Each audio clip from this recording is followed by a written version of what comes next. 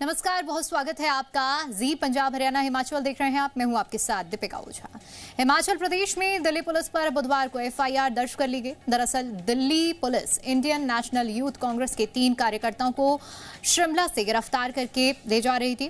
तभी हिमाचल प्रदेश पुलिस ने इन्हें नाकेबंदी करके रोक लिया। इन कार्यकर्ताओं पर एआई समिट में प्रदर्शन करने के आरोप लगे हुए हैं। देर रात तक चला ये ड्रामा। आइए आपको सुनाते हैं कि हिमाचल पुलिस और दिल्ली पुलिस के बीच में क्या बहसबाजी हुई है।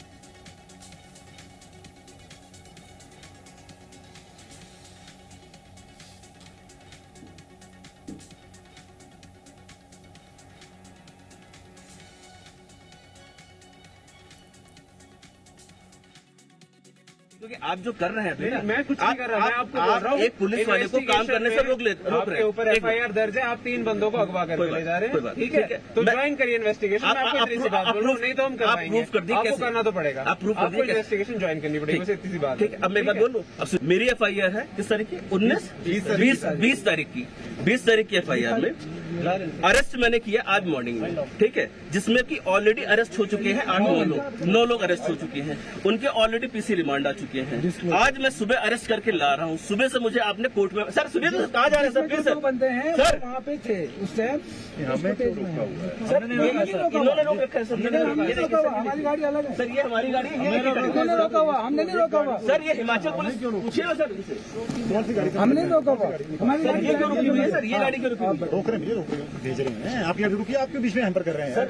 आप बीच में हैम्पर क्यों कर रहे हैं? आप बीआरसी लोकल पुलिस करने को कर रहे हैं। आप हैम्पर कर रहे हैं, आपको ज्वाइन करना पड़ेगा। सर आप बताएं हमारे को, ना लेते हैं आपसे। जो अरेस्ट करके बोल लेंगे हम, ले रहा हूँ। हम पूछेंगे जो मैं प्रोड्यूस करने जा रहा हूँ। मैं पूछ रहा हूँ ना, प्रोड्यूस करने जा रहा हूँ। आपने अरेस्ट किया था तो जिम्मेदारी कौन लेगा सर? अगर आप 5 बजे मेरा से क्या फायदा सर है? 5 बजे मेरे 24 घंटे पूरे हो जाएंगे। 5 बजे सुबह मेरे 24 घंटे पूरे हो जाएंगे। प्रोड्यूस नहीं कर पाऊंगा सर। मैं आपसे सुबह से बोल रहा हूँ ये बात। मैं सुबह से बोल रहा हूँ सर। चिल्ला नहीं रहा क्योंकि आप सुन नहीं रहे सर। सुबह से आपने रोक रखा है। सुबह से आपने अरेस्ट। तो देखिए, ये तस्वीरें आप देख सकते हैं जहां पर आप Delhi police versus Himachal police देख सकते हैं किस तरह से दोनों ही राज्यों के जो पुलिसकर्मी हैं आपस में भिड़ते हुए नजर आए। और तस्वीरें भी हम आपको दिखा रहे हैं। देखिए किस तरह से एक टकराव की स्थिति देखने को मिली है। एआई समिट में प्रदर्शन करने वाले यूथ कांग्रेस कार्यकर्ताओं को गिरफ्तार करने पहुंची दिल्ली पुलिस की हिमाचल पुलिस से भिड़ंत हो गई। कोर्ट के दखल के बाद यह विवाद सुलझ सका। उस पर शर्म है और शर्म है।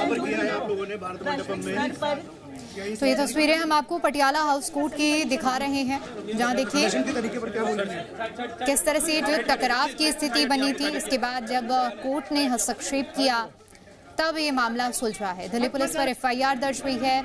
शिमला में यूथ कांग्रेस के जो वर्कर्स थे इनकी गिरफ्तारी से जुड़ा हुआ ये मामला। एक्सक्लूसिव तस्वीरें ZPHH पर हम आपको दिखा रहे हैं। दरअसल आरोपियों की जो गिरफ्तारी करने के लिए ये पुलिस पहुंची थी।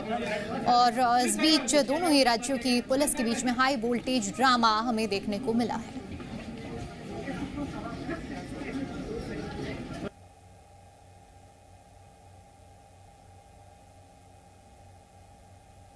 ACJM से ट्रांजिट रिमांड मिलने के बाद भी शिमला में 5 घंटे तक दोनों राज्यों की पुलिस के बीच हाई वोल्टेज ड्रामा चलता रहा। शिमला पुलिस ने शोघी बैरियर पर दिल्ली पुलिस को रोका तो दोनों राज्यों की पुलिस के बीच तीखी बहस शुरू हो गई। काफी देर हंगामा होने के बाद पुलिस ने रोहडू के चिड़गांव पुलिस थाना में दिल्ली पुलिस पर केस दर्ज करा दिया। आरोप लगाया कि सादे लिबास में 15 से 20 लोग उनके पर्यटकों को गाड़ी में जबरन ले जा रहे थे। इस पूरे विवाद की जड़ 20 फरवरी को दिल्ली के भारत मंडपम में आयोजित एआई इम्पैक्ट समिट से जुड़ी है। इस हाई प्रोफाइल अंतर्राष्ट्रीय कार्यक्रम में जहां दुनिया भर के जनप्रतिनिधि मौजूद थे, यूथ कांग्रेस के कार्यकर्ताओं ने सुरक्षा घेरा तोड़कर शर्ट उतारकर विरोध प्रदर्शन किया था। और इसी पर ज्यादा अपडेट के साथ जी मीडिया संवाददाता अमित भारद्वाज हमारे साथ जुड़ चुके हैं। अमित, एक टकराव की स्थिति जब 2 राज्यों की पुलिस के बीच में बनती है तो उसमें न्याय मिल पाना कितना मुश्किल हो जाता है, ये तस्वीर हम देख पा रहे हैं इस वक्त जो हिमाचल में देखने को मिल रही है। फिलहाल पटियाला हाउस कोर्ट की भी तस्वीरें हमने देखी हैं। इस पूरे मामले को विस्तार से जरा समझाइए कि अब क्या हलचल चल रही है।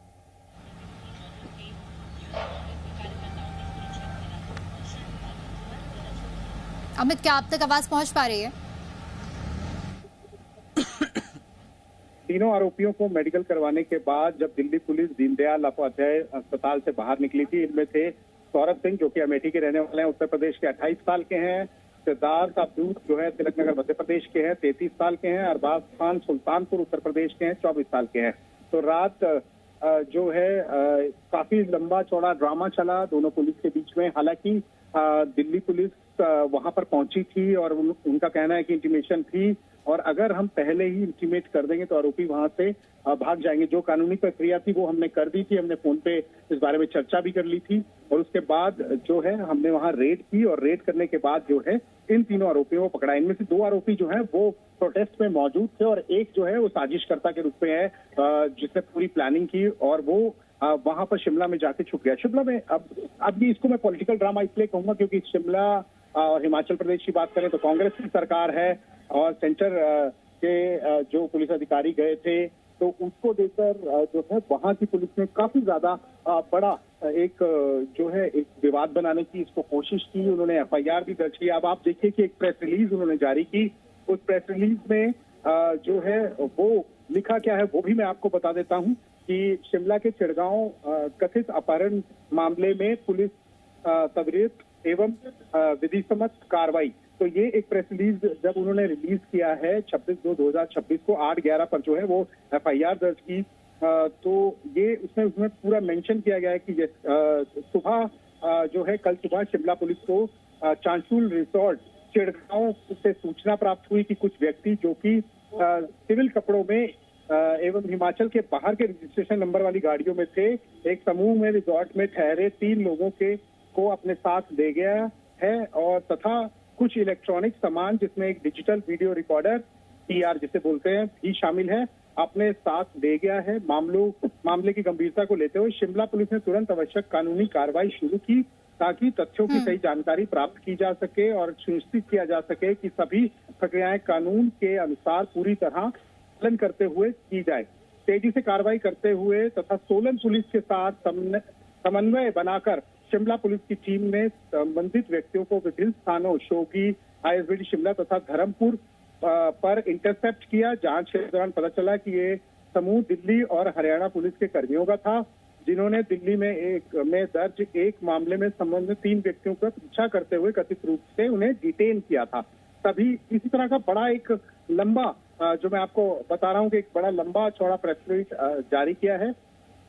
उसमें यह भी कहा गया है कि सभी संबंधित व्यक्तियों के अधिकारों की सुरक्षा तथा विधिक प्रक्रिया को पूर्ण पालन सुनिश्चित करने के लिए शिमला पुलिस द्वारा उन्हें स्थानीय सक्षम न्यायालय के समक्ष प्रस्तुत किए गए निर्धारित कानून प्रक्रिया के तहत तीनों व्यक्तियों का रिपन अस्पताल शिमला में मेडिकल प्रशिक्षण भी कराया गया। इसके पश्चात माननीय जो न्यायालय है न्यायालय के जो जज हैं उनके बारे में लिखा गया है कि 18 घंटे का ट्रांजिट रिमांड प्रदान किया गया है। अब आप देखिए कि सब कुछ मालूम है, मीडिया पे सब कुछ चल रहा है, उसके बावजूद भी कोऑर्डिनेशन नहीं है या कोऑर्डिनेशन करना नहीं है, इसको विवाद बनाना है, ये सारी चीजें ये जो है वो बिल्कुल देखी जा सकती हैं। हिमाचल की पुलिस ने जिस तरह से कल गाड़ियों को कन्फ्रंट किया, उसके बाद जब दिल्ली पुलिस के अधिकारी जो उनको समझा रहे थे, उनके अधिकारी को उनकी बात नहीं सुनी और उन्होंने कहा कि मेरे पास 24 घंटे हैं, मैं जाके वहां पर कोर्ट में पेश कर सकता हूं 24 घंटे से पहले, अब मुझे कैसे इसको कन्फ्रंट कर सकते हैं। तो ये सारा पॉलिटिकल ड्रामा जो है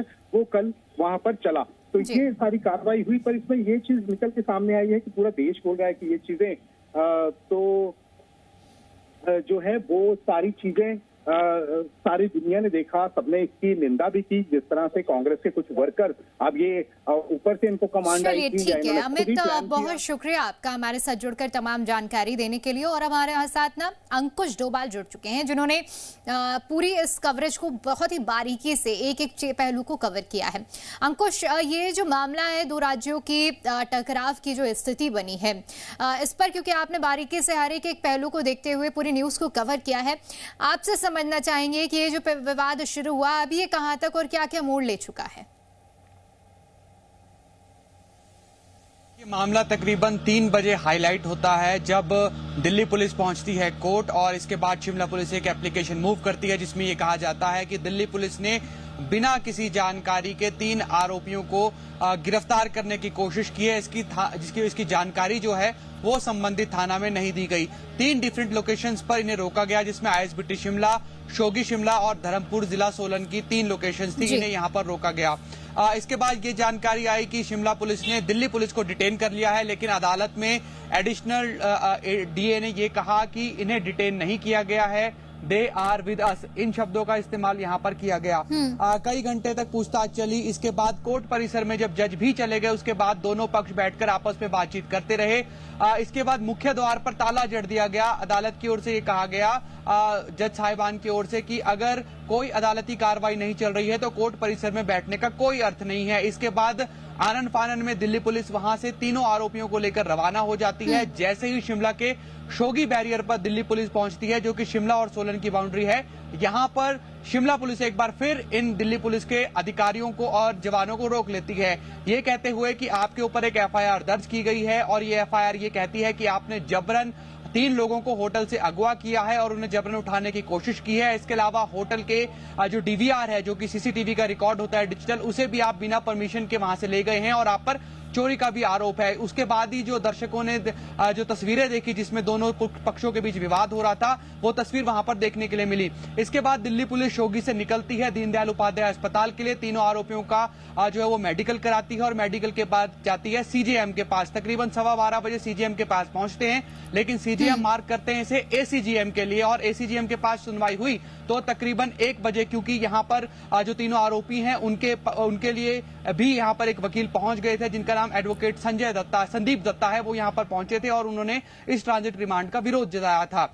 तकरीबन 1 बजे ट्रांजिट रिमांड मिलता है और आरोपियों को लेकर दिल्ली पुलिस रवाना होती है दोबारा शिमला से दिल्ली के लिए। लेकिन शिमला का कल्लोग इलाका, यहां पर दोबारा पुलिस को रोक लिया जाता है और उन्हें यह कहा जाता है कि आप 3 आरोपियों को लेकर 3 पुलिस अधिकारियों के साथ जाइए, अन्य जो पुलिस के अधिकारी और जवान हैं वो यहीं पर रहेंगे। लेकिन दिल्ली पुलिस के जवान गाड़ी से नहीं उतरते हैं और शिमला पुलिस की बात मानने से पूरी तरह इनकार कर देते हैं। तकरीबन 1.5 घंटे तक कल्लोग में ड्रामा चला। इसके बाद बात पहुंचती है शोगी में। शोगी में दोबारा पहुंचते हैं। बैरियर में यह कहा जाता है कि आपने डीवीआर चोरी करके गाड़ी में रखा है और इस गाड़ी को सीज किया जाएगा। दिल्ली पुलिस कहती है कि आप गाड़ी को सीज कीजिए, लेकिन सीजर के पेपर दिल्ली पुलिस के हवाले कीजिए। सीजर पेपर शिमला पुलिस नहीं तैयार कर पाई। इसके बाद 3 आरोपी, उनकी थार गाड़ी और इसके साथ साथ जो डीवीआर है, इसका जो रिकॉर्ड है, ये दिल्ली पुलिस ने शिमला पुलिस को थमाया और तकरीबन 5:55 पर दिल्ली पुलिस के जवान तीनों आरोपियों को लेकर रवाना हो गए और इसके बाद इनका अंबाला में भी मेडिकल करवाया गया। देर रात तकरीबन दोपहर 3 बजे से अगर हम बात करें सुबह 6 बजे तक हाई वोल्टेज ड्रामा शिमला के अलग अलग लोकेशंस पर देखने के लिए मिला और जी मीडिया की टीम 14 घंटे लगातार इन आरोपियों और पुलिस के साथ मौजूद रही और हमने देखा कि किस किस तरह की कार्रवाई हो रही है और जिस तरह का जिक्र यहां पर हमारे सहयोगी अमित भी कर रहे थे कि पॉलिटिकल वेंडेटा भी इसमें देखने के लिए नजर आया, क्योंकि हिमाचल प्रदेश में कांग्रेस की सरकार और देश में मोदी सरकार, तो निश्चित तौर पर जो टकराव की स्थिति थी वो पैदा होनी ही थी। और कुछ लोगों ने तो ये भी कहा, जानकारी भी कह रहे थे जिस तरह से आप भी जिक्र कर रहे हैं कि 2 अलग अलग राजनीतिक दलों का सत्तासीन होना, एक का केंद्र में और एक का राज्य में, ये टकराव की स्थिति को पैदा करती हुई ये स्थिति हर कोई इससे भलीभूति वाकिफ हो पा रहा है। और इसके साथ साथ देखिए, हम तस्वीरें स्क्रीन पर भी दिखा रहे हैं, ये तब की तस्वीरें हैं जब कोर्ट में आरोपियों की पेशी भी की गई थी। अंकुश लगातार हमें जानकारी भी दे रहे हैं कि किस तरह से शुरू से लेकर अब तक का क्या कुछ घटनाक्रम अब तक हुआ है। लेकिन अंकुश, आगे की अगर आप इस पूरे मामले में हम राहें समझने की कोशिश करें तो एक तरफ टकराव है, लेकिन दूसरी तरफ ये भी है कि आरोपियों को सही सजा दिलाना, आगे की राहें क्या बन रही हैं? देखिए, अगर हम शिमला के लिहाज से बात करें तो दिल्ली पुलिस के जवानों के खिलाफ, हालांकि इन्हें नामजद नहीं किया गया, अज्ञात 15-20 लोगों के खिलाफ ये एफआईआर दर्ज की गई है और शिमला पुलिस के अधिकारियों का ये कहना है कि पूछताछ के लिए इन अधिकारियों को भविष्य में यहाँ पर बुलाया भी जाएगा। जो बीते कल अदालत में इस पूरे मामले में सुनवाई हुई थी, उसमें अदालत ने बार बार शिमला पुलिस से ये पूछा कि आपके एलिगेशन क्या है, ये एलिगेशन किसके खिलाफ है, आप इसकी लिस्ट सौंपिए। लेकिन उस वक्त शिमला पुलिस तुरंत इस लिस्ट को उपलब्ध नहीं करवा सकी थी और यही वजह है कि अदालत ने उस वक्त कोई सख्त आदेश इस संबंध में जारी नहीं किए थे और अदालत की ओर से कोई आदेश न होने के बाद दोपहर के वक्त उसकी वजह से जो है कोर्ट परिसर में भी तनाव की स्थिति बनी रही। लेकिन देर रात जब ट्रांजिट रिमांड मिल गया तो दिल्ली पुलिस रवाना हुई। लेकिन अब ये जो एफआईआर दर्ज की है, इस पर यह जरूर देखना होगा कि हिमाचल प्रदेश की पुलिस क्या 15-20 अज्ञात लोग जिनमें दिल्ली पुलिस के अधिकारियों को नामजद करने की बात कही जा रही है, क्या उनसे भी इस बारे में पूछताछ की जाएगी या फिर उन्हें दोबारा शिमला पूछताछ के लिए बुलाया जाएगा, ये भविष्य में देखने वाली बात होगी। ठीक है अंकुश, आप बने रहिए हमारे हमारे साथ लौटेंगे, आपका रुख करेंगे, लेकिन इस बीच देखिए आपको वो रिएक्शंस भी हम सुनाते हैं जो शिमला पुलिस विवाद में कूदे बीजेपी विधायक विनोद कुमार। हिमाचल प्रदेश में दिल्ली पुलिस और राज्य पुलिस के बीच में हुए विवाद पर सियासी बयानबाजी क्योंकि शुरू हो गई है। बीजेपी ने कांग्रेस सरकार पर अपराधियों को संरक्षण देने का आरोप लगाया है, जबकि कांग्रेस ने दिल्ली पुलिस पर जो कार्रवाई को गैर कानूनी बताते हुए आरोप लगाए। कई बार ऐसा हुआ होगा कि पुलिस विभाग के अगेंस्ट ही एफआईआर के झूठे केस आपने कल देखे होंगे, और मैं समझता हूं कि जिस तरह से सरकार के संरक्षण में पुलिस विभाग ने सरकार के दबाव में जो एक बहुत ही शर्मनाक जो घटिया प्रदर्शन किया है, जिसके कारण से हिमाचल प्रदेश की नाक एक बार फिर से प्रदेश सरकार युवा कांग्रेस के हमारे बड़े भाइयों के साथ कंधे से कंधा मिलाकर खड़ी है, और दिल्ली पुलिस ने जिस तरह से हिमाचल की सीमाओं पे आकर बिना किसी पूर्ण जानकारी के, बिना किसी जानकारी से यहाँ पर महत्वपूर्ण दस्तावेज लेकर हिमाचल प्रदेश से जा रही, मैं धन्यवाद करना चाहूंगा हिमाचल प्रदेश पुलिस, हिमाचल प्रदेश सरकार का, कि उन्होंने सतर्कता दिखाते हुए उन जवानों को रोका और उनसे जांच पड़ताल की, उनकी गिरफ्तारी की गई बस इसी चीज के ऊपर कि वहां पर विरोध हुआ। बहुत ही शर्म की बात है एक लोकतांत्रिक व्यवस्था वाले देश के लिए कि विरोध होने पर जो है वो देशद्रोह जैसे मुकदमे लगा दिए जाते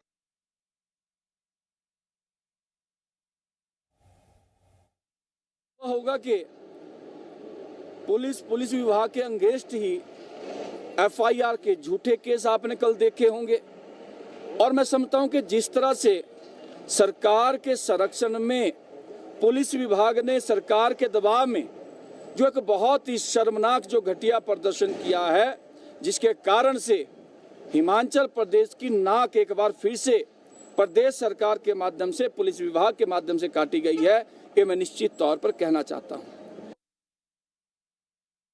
आरोप प्रत्यारोप का सिलसिला लगातार जारी है, लेकिन इस बीच देखिए तस्वीरें भी हम आपको दिखा रहे हैं कि किस तरह से प्रोटेस्ट हुआ है, और प्रोटेस्ट के लिए सड़कों पर जो युवा कांग्रेस का जो चेहरे हैं वो आपको इस वक्त सड़कों पर नजर आएंगे। ये तस्वीरें आप देख सकते हैं कि किस तरह से ये जो युवा हैं, ये सारे जो चेहरे हैं ये कांग्रेस से जुड़े हुए हैं, और एक एक जो ये आवाज़ उठाई जा रही है ये इसी बात को लेकर उठाई जा रही है कि जो कार्रवाई हुई है ये गलत हुई है। इस चीज़ का विरोध कांग्रेस की ओर से किया जा रहा है। इन तस्वीरों में आप देखिए कांग्रेस के झंडे लिए किस तरह से विरोध जताया जा रहा है। एक बार फिर से हमारे सहयोगी अंकुश जुबाल हमारे से लगातार शिमला से लाइव बने हुए हैं। अंकुश, एक तरफ हम सुन रहे हैं कि सत्ता पक्ष है, दूसरी तरफ विपक्ष है, आरोप प्रत्यारोप का सिलसिला लगातार जारी है, दूसरी तरफ प्रोटेस्ट की ये जो तस्वीरें हैं ये कहानी को कुछ अलग ही मोड़ देती हुई अब नजर आ रही हैं।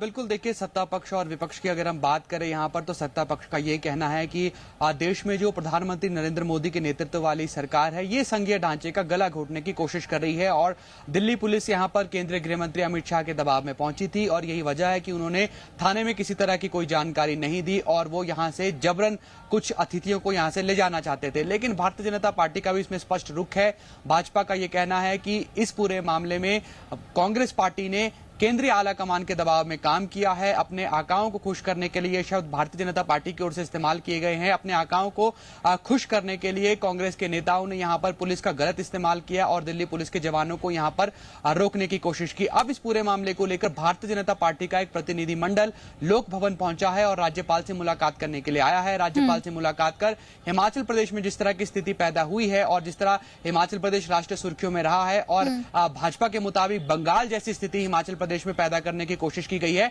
इसे लेकर एक ज्ञापन राज्यपाल को सौंपा जाएगा। हालांकि आने वाले कुछ मिनटों में पता लग जाएगा कि इस ज्ञापन में क्या मांग उनकी ओर से की गई है, क्योंकि इससे पहले भारतीय जनता पार्टी ने हिमाचल प्रदेश की आर्थिक स्थिति को खस्ता बताते हुए एक ज्ञापन सौंपा था।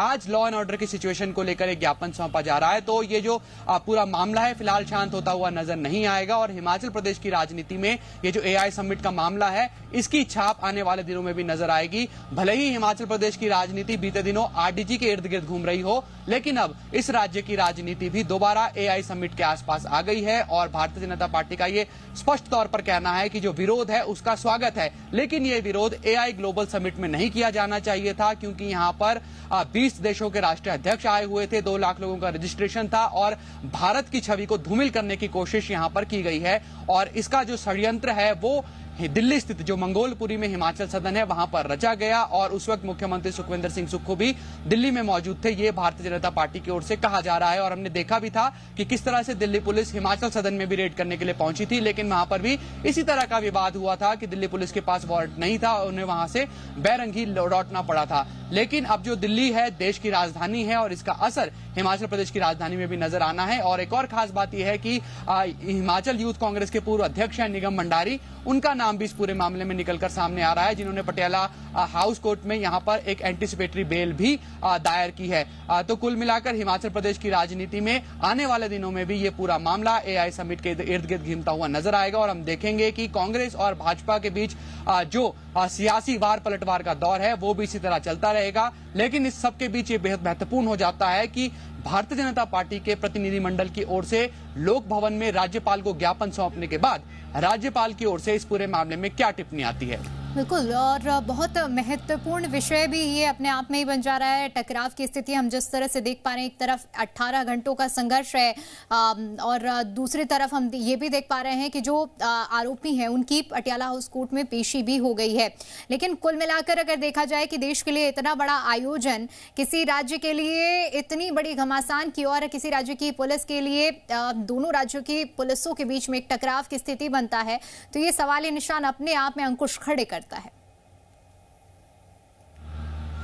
निश्चित तौर पर देखिए एआई समिट में पहले तो सभी का ध्यान गलगोटिया यूनिवर्सिटी के रोबोट की तरफ था, लेकिन अचानक से जैसे एआई समिट का ये प्रदर्शन होता है, जो पूरी तस्वीर है वो पूरी तरीके से बदलती हुई नजर आई थी। भारतीय जनता पार्टी ने सीधे तौर पर यह आरोप लगाया है कि हिमाचल प्रदेश के जो हिमाचल सदन है दिल्ली में, यहां से साजिश रची गई है और यहीं पर षड्यंत्र तैयार किया गया कि कैसे देश का नाम जो है वो पूरे विश्व में बदनाम करना है। और जब पूरा देश भारत की तरफ निगाहें टिकाए बैठा था कि कैसे भारत एआई की दिशा में, एआई के क्षेत्र में तेजी से काम कर रहा है और उभरता हुआ भारत नजर आ रहा है, उस सब के बीच इस तरह का प्रदर्शन देश की छवि को धूमिल करने वाला था। हालांकि कांग्रेस का भी ये तर्क है कि अनिल विज ने विपक्ष में रहते हुए कॉमनवेल्थ गेम्स में इसी तरह का एक प्रदर्शन किया था, यानी कि इस पूरे मामले में जो वार है, पलटवार है, आरोप है, प्रत्यारोप है, वो तेजी से देखने के लिए मिल रहे हैं। लेकिन शायद आम भारतीय के मन में भी एक बात जरूर है कि ये प्रदर्शन एआई समिट में नहीं किया जाना चाहिए। बड़े आयोजन के बाद इतना घमासान, इतना सियासी हलचल, 2 स्टेट की पुलिस के बीच में इतनी लड़ाई आखिर क्यों देखने को मिल रही है। बहुत शुक्रिया अंकुश आपका हमारे साथ जुड़ने के लिए और जानकारी साझा करने के लिए। तो देखिए अभी एक्सक्लूसिव तस्वीरें आपकी टीवी स्क्रीन पर चल रही हैं। ये शिमला की तस्वीरें हैं जहां पर एनएसयूआई की ओर से प्रदर्शन किया जा रहा है। एनएसयूआई जो कि कांग्रेस समर्थित छात्र विंग है और एनएसयूआई ने पूरा अपना समर्थन दिया है। एनएसयूआई का कहना है कि जो हिमाचल प्रदेश के अंदर दिल्ली पुलिस ने आकर गिरफ्तारी की है उसे गलत बताया है और इसका विरोध जताया जा रहा है। ये तस्वीरें हम आपको दिखा रहे हैं, शिमला की तस्वीरें। दूसरी देखिए 2 तस्वीरें आपकी टीवी स्क्रीन पर है। पहली पटियाला हाउस कोर्ट की है जो दिल्ली में आरोपियों को 3 आरोपियों को पेश किया गया, लेकिन दूसरी तस्वीर आप देख पाएंगे जहां पर ये देखिए कितनी बड़ी संख्या में जो एनएसयूआई के जो छात्र संघ के जो तमाम चेहरे हैं वहां वो लोग एकजुट हुए हैं, अपनी मांग को, अपनी आवाज़ को बुलंद कर रहे हैं। सीधा सीधा कहना है कि जो कार्रवाई हुई है वो बिल्कुल गलत हुई है।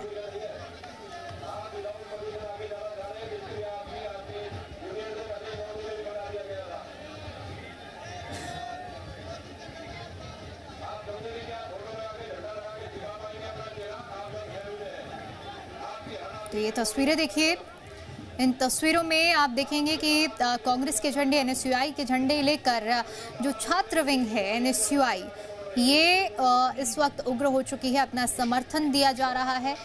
भीमराव अंबेडकर की भी तस्वीर आप देख सकते हैं। यहाँ संविधान की बात कही जा रही है और आरोप लगाया जा रहा है कि संविधान का गला घोटने का काम किया है। हिमाचल में हाई वोल्टेज ड्रामा देखने को मिला, दिल्ली पुलिस पर एफआईआर दर्ज हुई। रातों रात जिस तरह की सियासी तपिश बढ़ी वो अपने आप में कई बड़े सवालिया निशान इस वक्त खड़े कर रही है। 2 तस्वीरें हैं आपकी टीवी स्क्रीन पर जहां यूथ कांग्रेस के वर्कर्स की गिरफ्तारी के मामले में अब एनएसयूआई उग्र हो चुका है और प्रदर्शन कर रहा है।